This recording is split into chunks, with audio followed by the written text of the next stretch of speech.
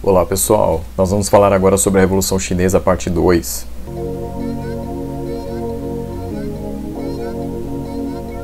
Então pessoal, essa é a nossa aula de hoje, continuando então o nosso tema da aula passada, onde eu falei para vocês até a morte do Mao Tse-tung, né, e a sua substituição em 1978 pelo Deng Xiaoping. Então é disso que a gente vai falar agora. Pessoal, Deng Xiaoping era um líder importante dentro do Partido Comunista, mesmo ainda na época do Mao Tse-tung, tanto que ele chegou a ser afastado na época da Revolução Cultural, mas depois ele retornou. Ele vai ter uma rivalidade com Hua Guofeng, então Hua Guofeng vai ser o responsável ali por fazer com que o Deng Xiaoping não chegasse tão rápido de volta aí à liderança do partido, mas em 78 então o Deng Xiaoping acaba então se tornando secretário-geral do Partido Comunista e vai ser o líder aí da China por vários anos, Apesar da China trocar de presidente algumas vezes durante o tempo em que o Deng Xiaoping esteve vivo, a questão é que ele era o verdadeiro arquiteto da política chinesa, Então ele vai arquitetar a questão da abertura, na questão aí das reformas chinesas aí na época de 78 em diante. Então, pessoal, as reformas econômicas do Deng Xiaoping serão importantes aí para dar o caminho que a China vai seguir até os dias atuais. Então essas reformas aí que começam em 78, elas vão ser marcadas então pela questão da abertura econômica, E aí nós vamos detalhar um pouco isso agora. Pessoal, então nós teremos 4 pontos importantes aí nas 4 modernizações propostas pelo Deng Xiaoping. Uma delas é a questão da agricultura. Na aula passada eu falei para vocês que na época do Mao Tse-tung havia uma centralidade na questão da vila camponesa na China, Então o que acontecia? Todo o sistema social era montado em cima da vila. O que vai acontecer agora com o Deng Xiaoping é que ele vai liberar os camponeses para não ficarem ali obrigados a entregar a maior parte dos seus produtos, plantados ali no campo para as fazendas coletivas, para a coletivização. Então o que ele vai fazer? Ele vai liberar a agricultura e isso vai causar uma produtividade imensa aí, Então os camponeses, dentro de menos de uma década, vão passar a quintuplicar ali as suas riquezas, Então o que vai acontecer é que a sua produção vai começar a ficar muito mais agilizada, A produção dos camponeses ela vai ficar muito mais eficaz aí com essa liberação. A indústria, pessoal, a questão vai ser o seguinte, então a preocupação do Estado chinês daí em diante em atrair a tecnologia estrangeira para fazer com que a industrialização chinesa avançasse, Então havia ali uma tentativa de captar os investimentos estrangeiros, os investimentos no próprio território chinês, a abertura de empresas multinacionais no próprio território chinês, mas com o objetivo de que a China fosse beneficiada com a questão da industrialização. Então aprender com os estrangeiros como fazer essa industrialização avançar. A defesa nacional vai passar a ser uma preocupação, então a China vai ter essa questão aí de tentar modernizar também seu equipamento, que é uma preocupação que existe até hoje. E aí, pessoal, junto também aí com essas outras 3 questões, a ideia também de incentivar uma modernização da ciência e tecnologia. Então tudo dependia, pessoal, de como ia ser feita essa atração aí das empresas estrangeiras e do know-how, ou seja, do conhecimento ali de como fazer, que elas poderiam trazer para a China, Então essas eram as preocupações dos chineses nesse momento aí com a campanha das 4 modernizações. E aí, pessoal, nos anos 80 nós teremos a criação das zonas econômicas especiais, que vão se concentrar no sudeste da China. Então, pessoal, nós temos esse mapa aqui, ele mostra alguns números, mostrando algumas cidades aí, que vão ser as cidades polo da questão das zonas econômicas especiais. Nós podemos ver, por exemplo, Shenzhen, que era uma simples vila de pescadores e se tornou num polo tecnológico, Hoje tem a questão aí da frota de ônibus ser totalmente movida aí à eletricidade, Então, é resultado dessa questão aí, dessa abertura, que aconteceu aí nos anos 80.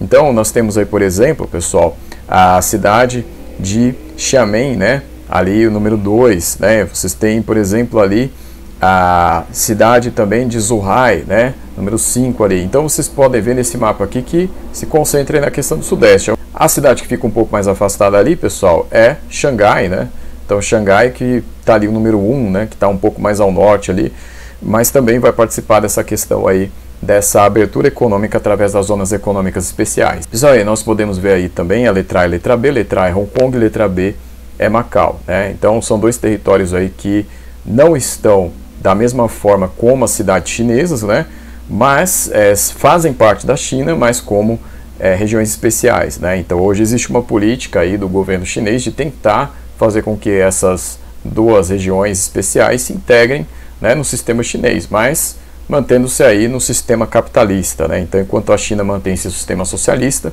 Hong Kong e Macau são capitalistas, né? Pessoal, quais facilidades as multinacionais iam ter? Uma delas é a questão da mão de obra barata, né? Então, porque lá nos anos 80 e até mesmo até os anos 90, a mão de obra chinesa era muito barata, né?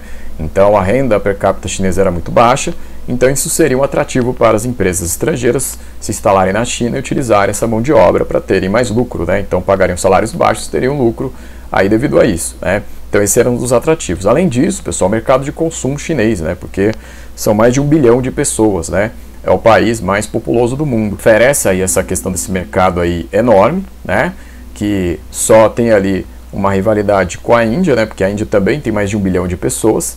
E aí, dessa forma, você tem, então, esse atrativo. A outra questão, pessoal, é a ausência de barreiras alfandegárias, né? Então, nessas zonas, a China não ia estabelecer ali tarifas de proteção, né? Então, a questão aí é que a entrada livre aí de produtos estrangeiros ia acontecer. Então, nessas condições, pessoal, era extremamente vantajoso aí para as empresas se instalarem na China. Por outro lado, pessoal, nós temos que entender qual é a estratégia chinesa, porque se por um lado as multinacionais ganham, então nós temos que entender qual é o ganho da China com isso. A estratégia chinesa ia ser a formação de joint ventures, né, que são uniões de empresas, né? Então, o que acontece? Uma empresa estrangeira que chegasse na China teria que se unir com uma empresa chinesa, né? E aí você tem então essa formação de joint ventures, né? Mas para que serve isso? Qual era o objetivo da China fazendo essas fusões? Então, pessoal, essa era a questão, a transferência tecnológica. Então, as empresas que se instalassem na China teriam que obrigatoriamente ensinar a tecnologia para os chineses, né? Então, o que acabou acontecendo, pessoal, é que as empresas privadas chinesas, as empresas públicas acabaram aprendendo ali com um modo de fazer ocidental, né? Então, elas acabaram fazendo esse aprendizado da indústria, né? Então, aí estava ali sendo alcançado esse objetivo que a China tinha numa das suas questões de modernização, que era a questão de alcançar a industrialização. Então, pessoal, nós temos aí este incremento da industrialização chinesa. Então, vai acontecer porque há essa união de empresas estrangeiras com as empresas chinesas, e essas, no caso, as empresas chinesas, vão aprender a fazer essa tecnologia. Pessoal, só que aí, nos anos 80, o que acontece? No mundo socialista, né, quando a gente pensa na Europa, principalmente, estavam acontecendo várias mudanças, né? Na União Soviética também, em 85 é sempre importante lembrar que acontece a Glasnost e Perestroika, que era a questão da abertura e transparência. Então, começa no mundo socialista aí uma crise, né, uma crise política, né, que era fruto, na verdade, de uma crise econômica, né, que vinha desde os anos 70 já. Então, principalmente na União Soviética. Então, no leste europeu, pessoal, várias mudanças acabaram acontecendo, né? Então, a Polônia foi um desses primeiros lugares, né, a ter ali modificações, né? A questão aí de que na Alemanha Oriental nós teremos a queda do Muro de Berlim em 89. E aí na China, pessoal, iam acontecendo também processos de contestação ao socialismo. Então, principalmente em 1987, o movimento estudantil foi para as ruas contestar o poder do Partido Comunista, né? Então, pessoal, em 1989 vai acontecer a morte de um líder liberal, né, no sentido econômico e político, que era o Hu Yaobang, né? Era uma figura interna do Partido Comunista, mas que não era do agrado de amplos setores do partido. Então, o que acontece é que ele vai acabar morrendo em 89, né? Ele morre em abril, e aí o que vai acontecer, pessoal, é que essas manifestações estudantis, né, que iam acontecendo, ali pedindo a questão de democratização do sistema, elas vão voltar para a rua em 89. E aí, dessa forma, pessoal, em junho, entre os dias 3 e 4, vai acontecer aquilo que os ocidentais vão chamar de massacre da paz celestial. É que vão acontecer ali vários protestos, e esses protestos vão ser reprimidos pelo Estado chinês, né? Então, pessoal, nós temos uma série de problemas aí. Uma das coisas é realmente que o Estado chinês agiu ali para reprimir as manifestações, né? Então, houve uma brutalidade, né? Mas, ao mesmo tempo, também nós temos o interesse do mundo ocidental capitalista em tentar desmontar o sistema chinês, né? Então, da mesma forma como qualquer crise no mundo socialista, quando a gente pensa em Cuba, na União Soviética, quando a gente pensa na Iugoslávia, qualquer desses países que apresentasse alguma crise seria ali bastante explorado pela mídia ocidental se ela tivesse acesso ao que estivesse acontecendo. A mesma coisa agora na China, porque naquele momento, o que acontece é que em Pequim havia vários jornalistas ocidentais, né? Então, esses jornalistas ocidentais, eles vão noticiar bastante essa questão dessas mortes que vão acontecer. Os números, eles não são muito claros, né? Então, varia ali entre 2.000, 3.000 mortos nas manifestações para até 10.000, né? Mas não há uma clareza sobre esse número, né? Então, há vários problemas aí, como a gente já falou. Pessoal, aí, por isso, pela repercussão ruim que vai gerar aí essa questão do massacre da Paz Celestial em 89, o Deng Xiaoping vai acabar se afastando, então, da liderança do partido. E aí o que vai acontecer é que ele vai indicar o Jiang Zemin como o próximo líder. Só nós teremos Jiang Zemin aí de 93 até 2003. Então o que acontece aí é que nós temos então a China nesse momento já apresentando um crescimento muito grande do seu PIB, né? Então já no início dos anos 2000 a China já despontava como um país promissor nessa questão de crescimento da sua economia, né? Então em 2003, pessoal, o Jiang Zemin vai dar lugar a um outro líder, que aí vai ser o da quarta geração, porque o Jiang Zemin é da terceira geração, o Deng Xiaoping é a segunda geração e o Mao Tse Tung era a primeira geração. Esse próximo líder, pessoal, vai ser o Hu Jintao, né? Então, a quarta geração de líderes. Então, pessoal, o Hu Jintao também vai enfrentar protestos na sua época, né? Mas a questão aí é que a sociedade chinesa, nesse momento, já apresentava transformações sociais, né? A melhoria no padrão de vida dos seus cidadãos, né? Então as reformas elas começavam a realmente aí mostrar que a China estava se modificando, né?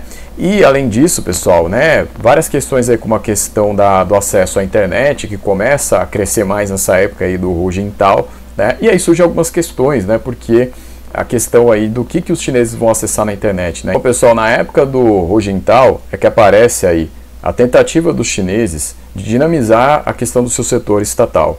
E aí vai ser criada, pessoal, a SASAC, né? SASAC, que está aí, a State-Owned Assets Supervision and Administration Commission of the State Council. Pessoal, o que é isso aqui, pessoal? Isso aqui era um órgão aí subordinado ao Conselho de Estado, né, chinês, né, o State Council. Então, o que acontece? Esse órgão, pessoal, ele vai ser responsável por coordenar as empresas estatais chinesas. Então, o que aconteceu? Na China, pessoal, as milhares de empresas estatais elas foram sendo fundidas para formar centenas. E aí hoje nós temos aí pouco mais de 90 empresas estatais que estão aí sob a supervisão da SASAC, né? Pessoal, essa coordenação vai acontecer desde as empresas do setor aeroespacial e da aeronáutica até aí a questão da exploração de minérios, né? Então é a questão de coordenar os esforços das empresas estatais. Então, ao mesmo tempo, nessas décadas aí de abertura, nós temos milhares de empresas privadas, e essas milhares de empresas privadas elas vão acabar se tornando mais numerosas do que as empresas estatais, né? Mas as empresas estatais então estão aí sob a coordenação da SASAC. Então, pessoal, a China avançou muito nessas décadas. Então a China avançou economicamente e socialmente. Economicamente hoje ela é o segundo maior PIB do mundo. Socialmente ela conseguiu tirar centenas de milhões de pessoas da pobreza, algo em torno de 400 milhões de pessoas nessas décadas. Então, essa é a maior mudança social existente na nossa época, né? Então, o que acontece, pessoal, é que a China, ela, com esse crescimento todo, com essas modificações, sempre surge uma questão que hoje é muito atual, que é a seguinte: se a China é socialista, né?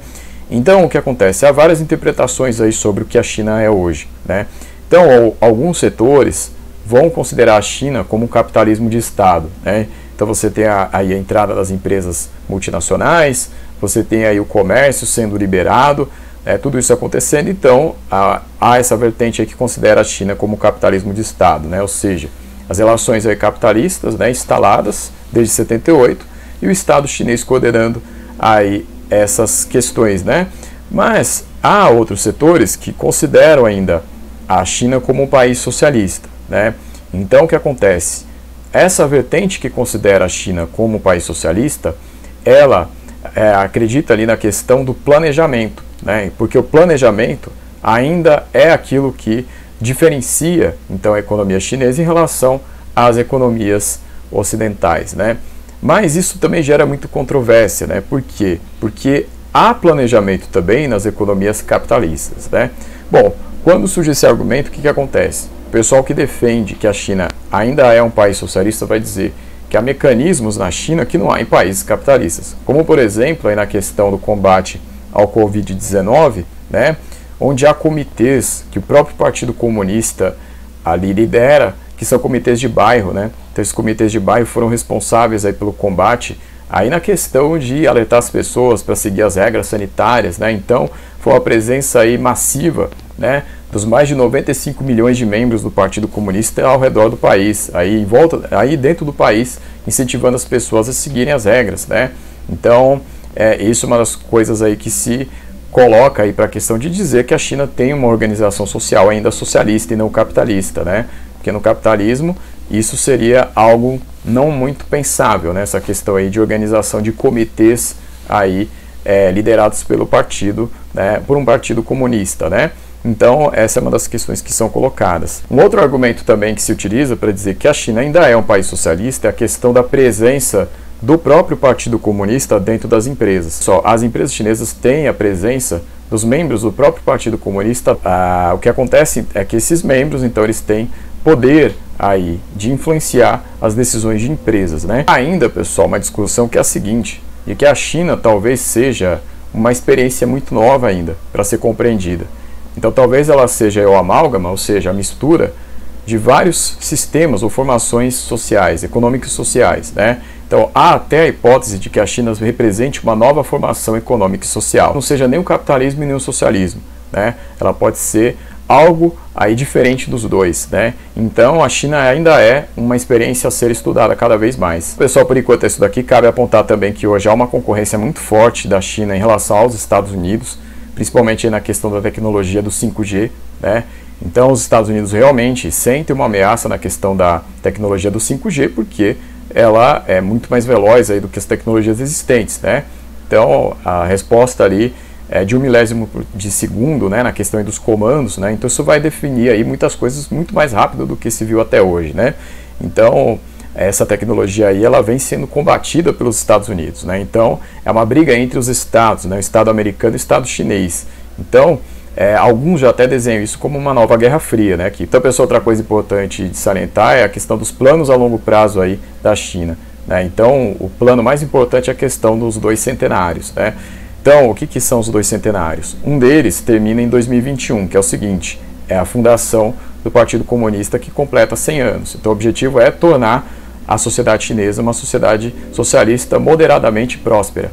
E aí, no centenário da Revolução Comunista, né, em 2049, tornar então a China um país moderno, avançado, então socialista, né? Então esses são os 2 objetivos aí de longo prazo da China. E há também o projeto Cinturão em Rota, né, que é um projeto que vai movimentar a Ásia, né? Esse é o objetivo. Então já tem a união da Rússia, do Cazaquistão, né, do Uzbequistão, então países ali da Ásia Central no geral, né? E o objetivo é fazer toda a Ásia ser interligada aí na questão desse comércio com a China, né? E também isso inclui o mar, né? Então isso inclui a rota marítima aí também, e aí vai incluir o Oceano Índico nessa questão. Então, pessoal, é isso, né? Por enquanto é isso daqui. Então, o atual presidente da China, lembrando mais uma vez, é o Xi Jinping, que representa a 5ª geração de líderes, né? Então a gente fica por aqui. Na aula que vem a gente continua, então obrigado e até a próxima.